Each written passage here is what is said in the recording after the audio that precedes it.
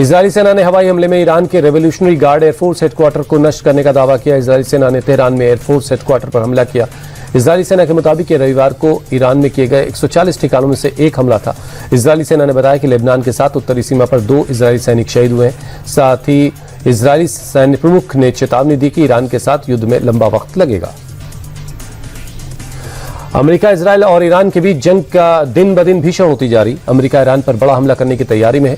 Iran पर 3 तरफ से अमेरिका बम बरसाने की तैयारी कर रहा है। अमेरिका ने B-1 लांसर बम्बर्स को तैनात कर दिया है। B-1B लांसर्स 75,000 पाउंड तक के बम को गिरा सकता है। वहीं रविवार को वॉरशिप के जरिए अमेरिका ने ईरान पर टॉमहॉक मिसाइलों का इस्तेमाल किया। B-52 बॉम्बर से भी बम गिराए गए।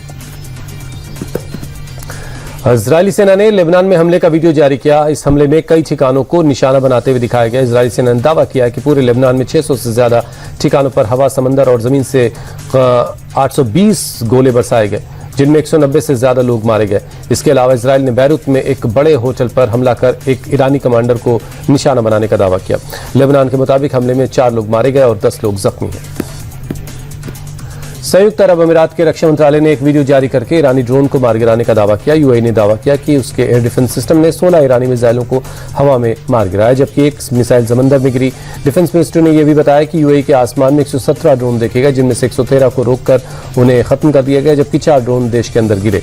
ईरानी हमलों की शुरुआत से अब तक 238 बैलिस्टिक मिसाइलें और 1422 ड्रोन देखे जा चुके हैं।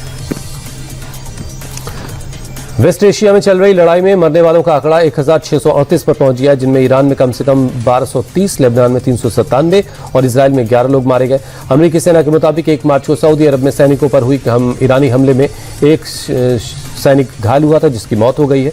इस युद्ध में अब तक 7 अमेरिकी सैनिक मारे जा चुके हैं। उधर ईरानी रेड क्रिसेंट सोसाइटी ने देश भर में करीब 10,000 नागरिक ठिकानों के क्षतिग्रस्त होने का दावा किया, जिनमें घर हैं, स्कूल और मेडिकल सेंटर्स शामिल हैं।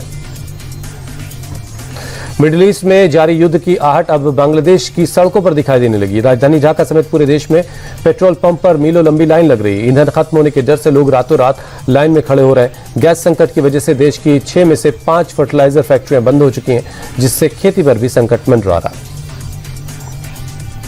अमेरिका, इजरायल और ईरान के बीच छिड़ी जंग का असर बाजार पर भी तेजी से पड़ रहा है। भारतीय शेयर बाजार आज भारी गिरावट के साथ खुला। सेंसेक्स करीब 2000 अंक टूट गया, तो निफ्टी भी 600 अंकों की गिरावट के साथ ओपन हुआ।